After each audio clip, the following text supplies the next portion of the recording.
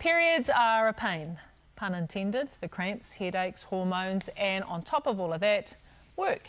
It's a lot. And for the first time in Aotearoa, a company's policies are recognising that. Pacific Media Network has just implemented a menstrual leave policy for employees. So for more, we are joined by the woman behind this initiative, E2 Union Delegate and Broadcaster, Lucia Petelo. Welcome, sister. Morning. And congratulations. Thank you.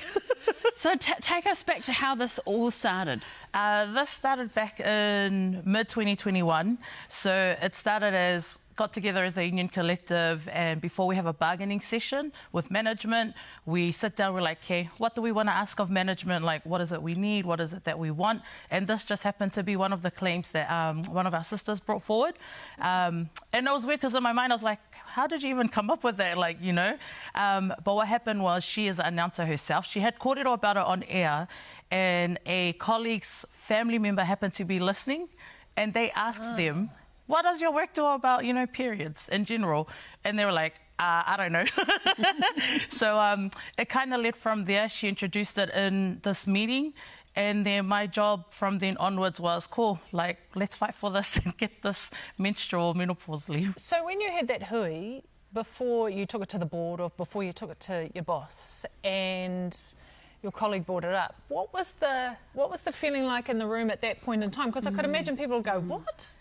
You know, yeah. What is this? It was actually mixed, because some were like, what the heck? And some were like, oh my God, that's so cool. For me, like, because I was sitting there as a delegate, I was just like, how am I going to do this?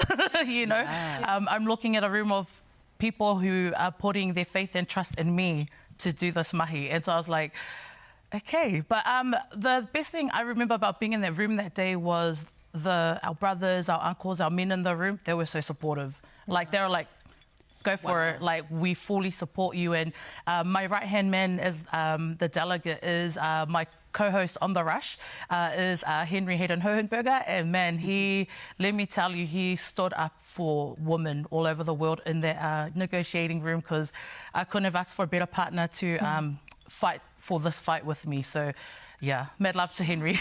Shot, Henry. And so then you had to take this proposal to your male boss. Yes. How did that go down?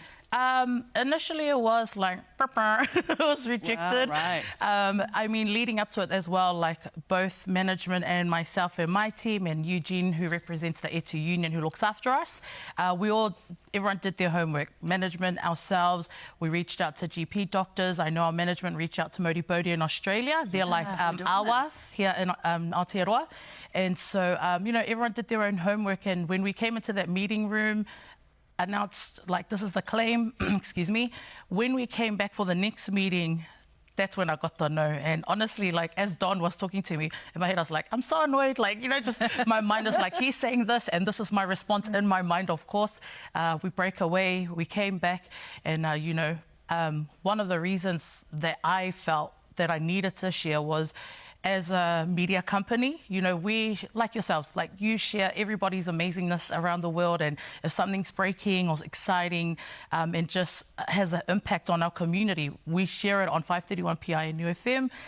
And I thought, why are we sharing other people's you know, work if we're not going to be advocate for ourselves? We talk about breaking stigmas and taboos, and we have to kōrero about it on air, but we are not doing something about it in our own space. And I think it's important that as we went along the way, it was important to make sure that space was safe as well. Yeah. I know Don Mann, he's a good man, he's a good boss. So how did he come around in the end? Man, honestly, I have to say it's teamwork, because everyone, as I sit here and do these interviews, you know, I know as much as I was part of the journey, Don, Henry, Eugene, everyone, it was definitely teamwork. And I believe that the yes came because the reasons I gave back were from my heart. It started as, I did this for the women of the union collective at PMN. Then it went to, man, this is bigger than the collective. It's PMN, the brand. And then I was like, damn, this is for women. Like, you know, as people are saying to me, oh, you know, like, we were like, there's no other company in New Zealand. If there is, that's amazing. We just haven't heard that they have. And so I spoke from the heart. That's the honest truth. When they said no, and I was just like, I was frustrated, disappointed, and yeah, I think that's what got the win. You're also talking about your own experiences of other women in your life as well. So the policy is that you now have 12 days leave during the year, that's right? Yeah, let me tell you, when I asked for 12 and they said yes, this was my face.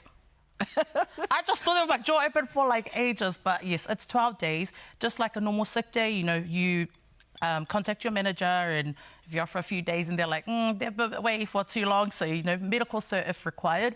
But this time it just means our women, sisters, aunties get to use that if because of menstrual or menopause related.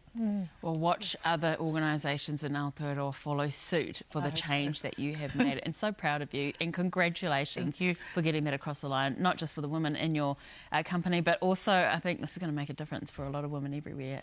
Lucia Petelo, a broadcaster and Etu Union advocate from PMN. Thank you for joining us. Thank you, ladies.